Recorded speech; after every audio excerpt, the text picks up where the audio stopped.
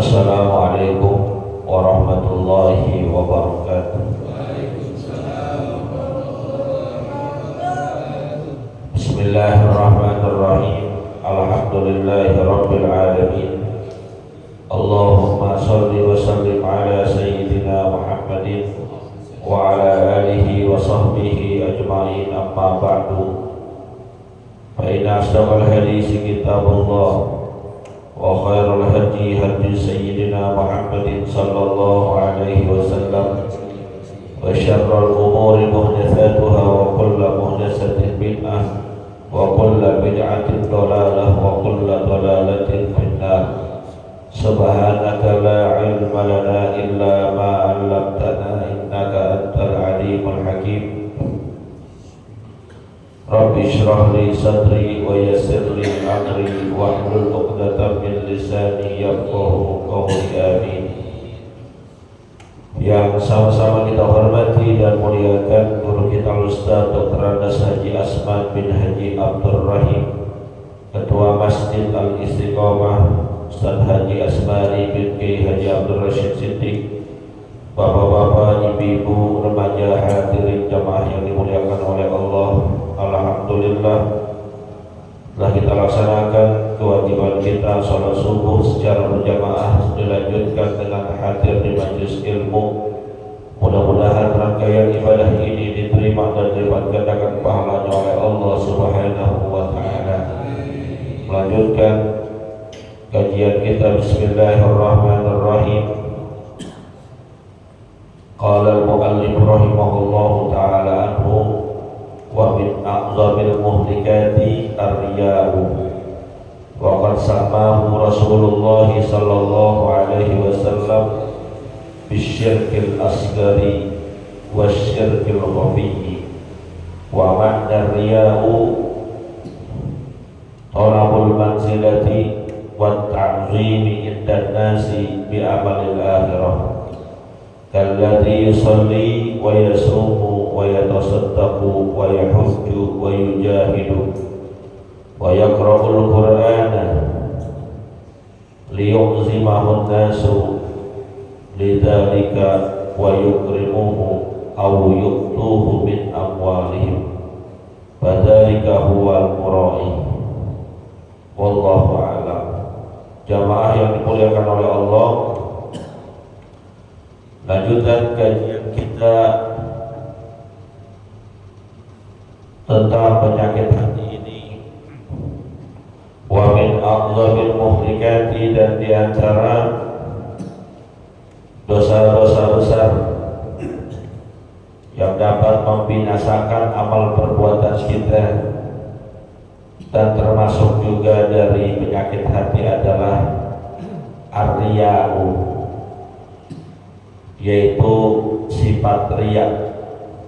Wa qad samahu Rasulullah sallallahu alaihi wasallam bisyirkil asghari wasyirkil khafiyyi, dan sungguh Nabi kita Muhammad sallallahu alaihi wasallam menyebut riya ini dengan syirik yang kecil ataupun syirik yang tersembunyi. Kenapa demikian? Karena ketika orang berbuat riya itu menyertakan selain Allah dalam amalnya, dan Allah gak suka yang kayak gitu. Allah itu salah satu sifatnya adalah maha pencemburu, seperti itu dikatakan dalam sebuah hadis, innallaha yaghar, bahwasanya Allah Subhanahu wa ta'ala itu maha pencemburu. Artinya ketika ada seorang hamba beramal, beribadah, tapi ada maksud lain selain tujuannya kepada Allah, Allah gak demen, Allah gak suka. Jadi yang cemburuan itu bukan istri kita doang, bukan pasangan kita doang, Allah juga maha pencemburu. Dan puncak kecemburuan Allah adalah wa khairullahi idza atal mar'u ma harramallahu alaihi, dan puncak puncak kecemburuan Allah adalah ketika ada seorang manusia mengerjakan sebuah perbuatan yang Allah haramkan, yang Allah gak suka, yang Allah gak demen dikerjain sama dia. Itu Allah sangat cemburu di situ. Wa makna riya, dan makna atau arti dari sifat riya adalah tolabul manzilati wa ta'zimi indan nas, mencari kedudukan, mencari pengagungan, mencari pengakuan di sisi manusia, ya'malul bi'amalil akhirah, melalui sarana amal akhirat. Kalau mencari pengakuan manusia dengan amalan-amalan dunia, itu mungkin gak masalah, apalagi untuk yang sifatnya prestasi kerja. Kita kerja rajin, jam kantor masuk jam 8, setengah 7 udah datang. Ada gak pegawai yang begitu? Jam kerjanya jam 8, setengah 7 udah datang, ada gak? Ada aja, walaupun jarang-jarang. Jam 4 pulang, jam kantornya jam habis maghrib deh baru pulang. Ada gak orang begitu? Jam 4 jam kantor nih pulang, tapi dia pulangnya habis maghrib, habis sisa. Ada gak yang begitu? Ada. Orang yang malas ketemu sama bininya. Ya kalau yang benarnya ngindarin macet. Tapi ada orang sakit banget pulang, nah bini gua cemburutan mulu, lagi THR mulu, ada THR mulu, udah gua ntar aja pulang dah, malaman dikit dia pulang udah tidur. Ini ada orang kerja untuk urusan dunia rajin bang, yang belum diperintahin dia udah kerjain, tapi mengharapkan prestasi atau pengakuan dari bosnya. Itu gak apa-apa, bukan riya. Itu adalah bagian dari usaha untuk membranding dirinya agar memiliki nilai dari atasannya. Yang gak boleh adalah mengharapkan pengakuan dari manusia, mencari kedudukan di mata manusia, bi amalil akhirah, dengan amalan-amalan akhirat. Seperti yusolli wa yasumu wa yatasaddaqu wa yahujju wa yujahidu wa yaqra'ul Qur'an liyu'zimahun nas lidzalika. Seperti misalnya mereka sholat, puasa, sedekah, haji, berjihad, baca Quran, tapi agar manusia menganggap dia orang keren, orang hebat. Keren banget ya dia, sholatnya rajin banget, azan belum berkumandang udah datang, keren banget ya dia. Jangankan puasa wajib, puasa sunnah gak ketinggalan. Kan orang modelnya macam-macam ya.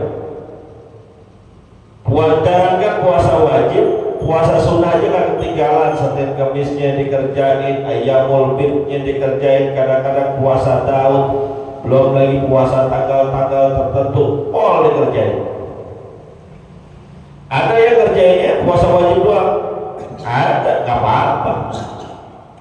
Karena dalam hadis Nabi ada seorang sahabat mengadu kepada Rasulullah, ya Rasul, seandainya nih saya sholat 5 waktu, enggak tambah-tambah lagi, qobliyah ba'diyah enggak, puasa Ramadan doang, sunah-sunah enggak, terus zakat saya keluarin, sedekah enggak, yang wajib doang, lalu saya tidak mengerjakan yang haram-haram, yang Allah larang saya tinggalin, kira-kira masuk surga enggak? Kata Nabi, iya masuk surga. Jadi mohon maaf kalau ada orang yang jarang puasa sunnah atau jarang sholat sunnah, jangan kita ponis. Oh, puasanya cuma Ramadan doang, iya masih bagus dia puasa. Ada orang boro-boro puasa sunnah, puasa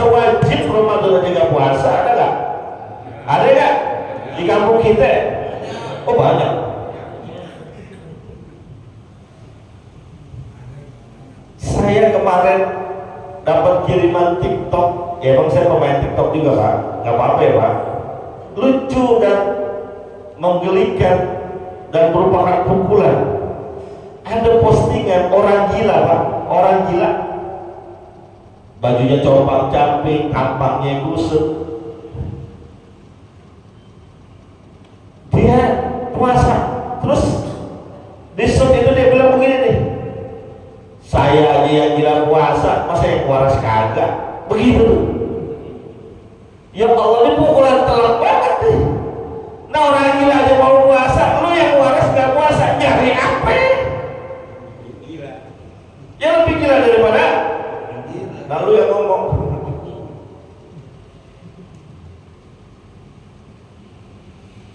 Jadi kalau ada orang nggak kerjain yang sunnah-sunnah, cuma wajib-wajib doang, dia cocol itu aja ya nggak masalah.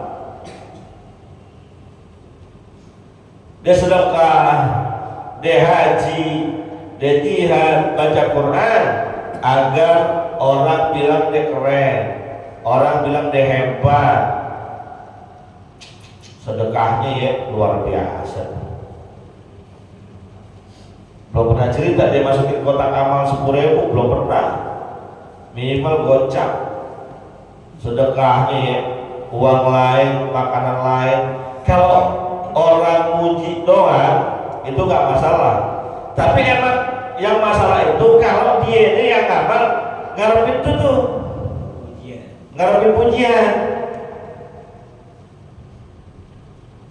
Satu orang yang udah gue kasih kagak ucap-ucapan terima kasih bisa. Jangan. Kita udah kasih sesuatu nih ke orang lain, terus orang tuh nggak ucapin terima kasih sama kita, nggak ucap-ucap, nggak nyebut-nyebut, udah biarin aja, nggak usah dipikirin. Itu orang yang udah gue tolongin, udah gue bantuin. Sekarang boro-boro ingat terima kasih kagak, jangan. Karena bagian dari ria itu liuk rimahun nas, agar orang bilang dia hebat, keren, masya Allah. Hajinya 3 kali, umrohnya hampir tiap tahun, kadang setahun 2 kali. Yang punya travel haji mulu deh. Umrohnya berkali-kali, bukan cuma dia doang yang umroh, orang lain juga diberangkatin umroh. Pengen ngarepin yang kayak gitu riya. Wa yukrimuhu, atau dia beramal itu semua untuk orang memuliakan dia, hormat namanya. Masya Allah, bacaan Qurannya udah tampil, suaranya merdu. Kalau dia baca Quran, adem kita, ngarepin aja ada kemuliaan dari situ, orang anggap hebat, keren, riya. Hati-hati. Ini amalan-amalan kita ya Pak, yang kita kerjain semuanya dalam bentuk ibadah, ada aja unsur riyanya. Itu nanti di akhirat bisa gak bernilai. Kan ada sebuah hadis, panjang hadisnya. Ada orang yang rajin nuntut ilmu, ada orang yang rajin sedekah, ada orang yang berjihad di jalan Allah. Di hari akhirat mereka menghadap kepada Allah, berharap dengan amalnya itu dimasukkan ke dalam surga. Datang yang pertama orang yang suka sedekah, rajin sedekah, meminta pahala kepada Allah.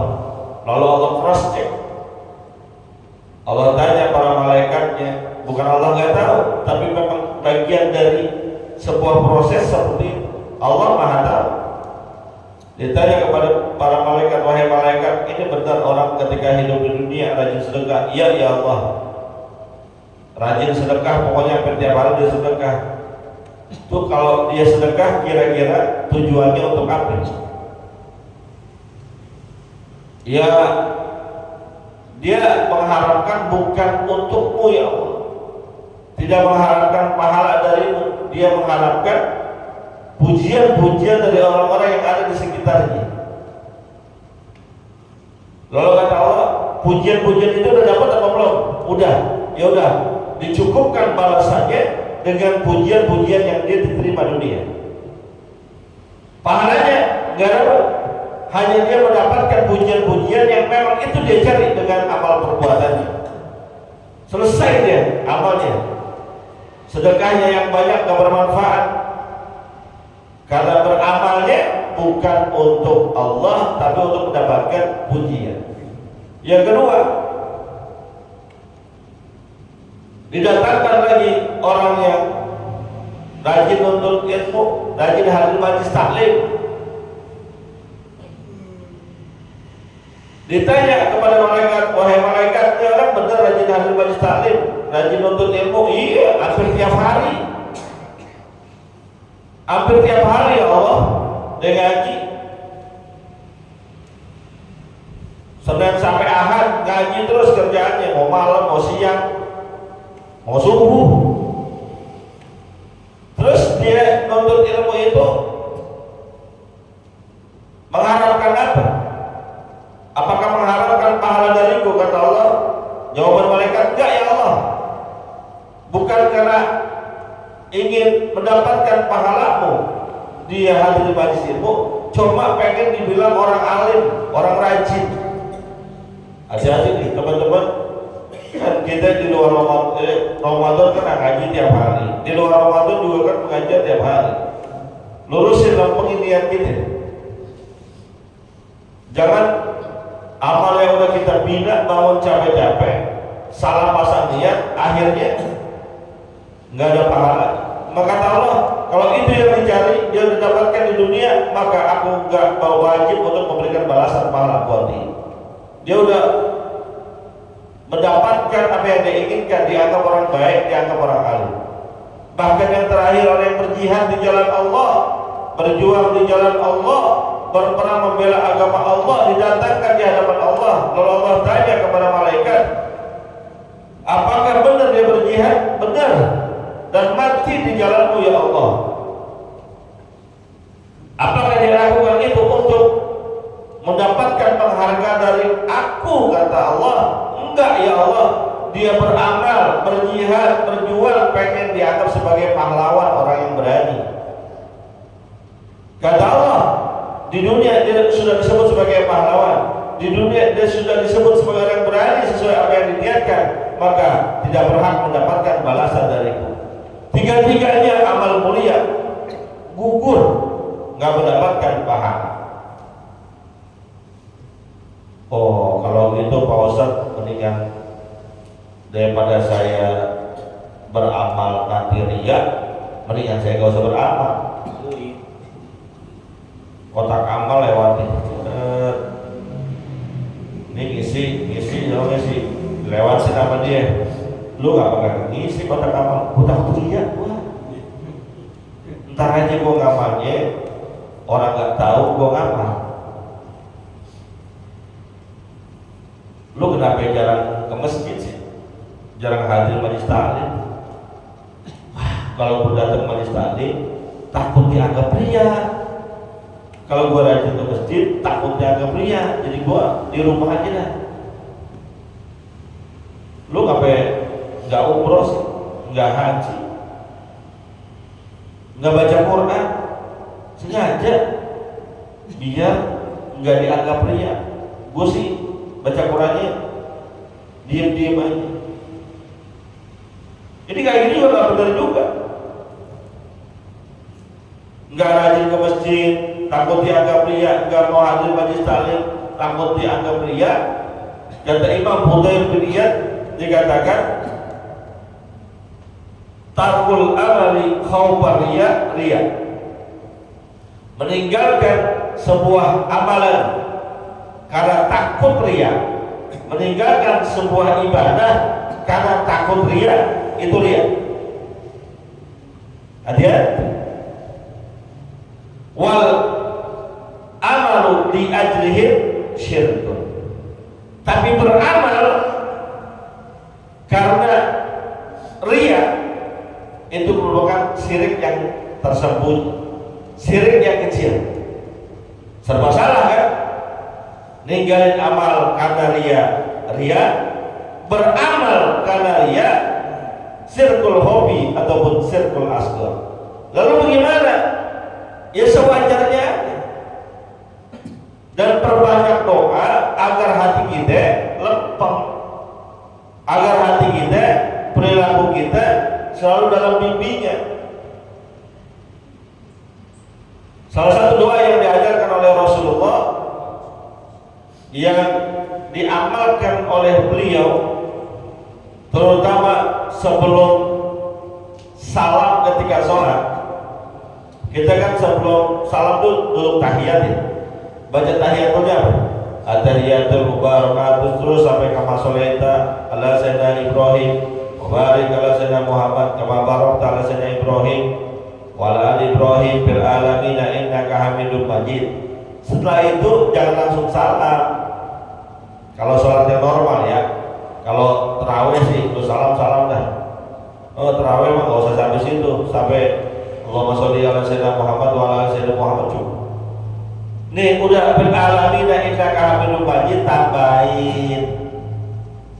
Apa tambahannya? Di antaranya Allahumma inni a'udzubika min adzabi jahannam wa adzabil qabri wa min fitnatil mahya wal mamat wa min syarri fitnatil masiihid dajjal. Baca enggak? Baca enggak, Pak? Tahu enggak doa ini? Udah pernah dengar apa belum? Udah. Kapan? Barusan ya? Belum pernah diajarin, ya? Perasaan saya udah pernah ajarin? Belum?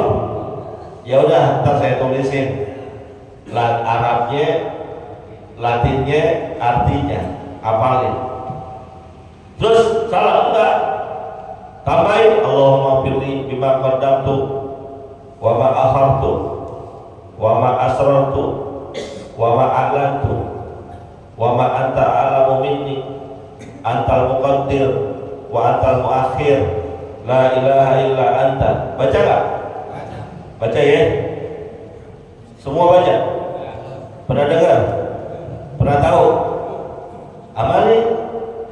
Baru dengar Pak Ustaz? Besok gua tulisin. Ingatin tapi saya tulisin, ada artinya, ada latinnya, untuk membantu orang-orang yang bahasa Arabnya nggak bisa. Ya Pak Ustaz, jangankan bahasa Arab, bahasa Indonesia saya nggak bisa baca. Punya anak nggak?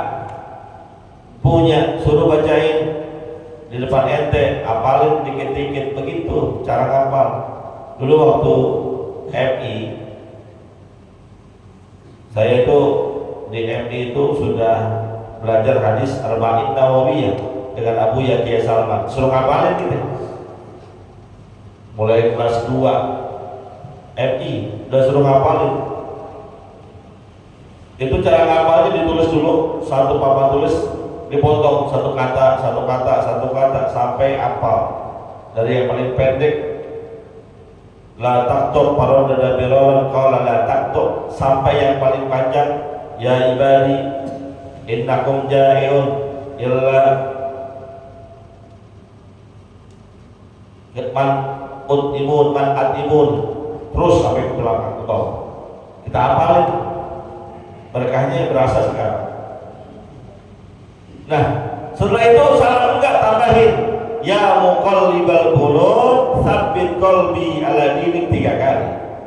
Ya muqallibal qulub tsabbit qalbi ala dinik. Ini pendek. Ya muqallibal qulub tsabbit qalbi ala dinik. Wahai Allah yang maha membolak-balikan hati saya, tetapkan hati ini agar senantiasa berada dalam kebenaran agamamu dan juga keridhaan jalanmu. Apalagi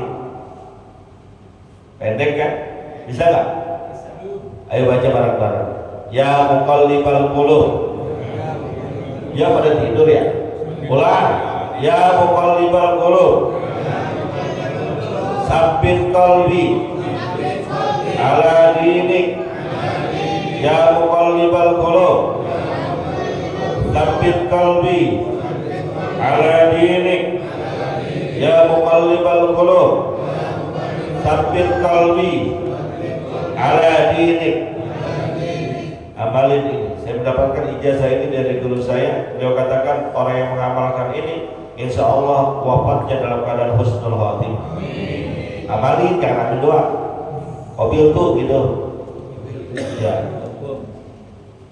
Terus selain ini yang diwariskan oleh ulama, udah setengah 6 lewat. Saya tambahin dikit ya Pak ya. Kan nggak ada yang ngantor kan ya, Sabtu nih. Tambahin dikit. Biar nanti kita lengkap. Tambahin doa yang baginda Nabi ajarkan kepada Sayyidina Mu'adz bin Jabal radhiyallahu taala anhu, Allahumma a'inni ala dzikrika wa syukrika wa husni ibadati. Ya Allah, tolong aku, bantu aku untuk senantiasa bisa berzikir, menyebut namamu, bersyukur atas kenikmatan yang Kau berikan, dan bisa beribadah dengan sebaik-baiknya. Ini doa yang baginda Nabi ajarkan kepada Sayyidina Mu'adz bin Jabal, yang kalau dulu pada suka haul ke Fadilatul Syekh Muhammad Yasin bin Muhammad Isa Al-Fadani, ini sering disampaikan oleh Fadilatul Syekh Kiai Abdul Halim Ad-Dari sebagai hadis musalsal. Namanya hadis musalsal bil mahabbah.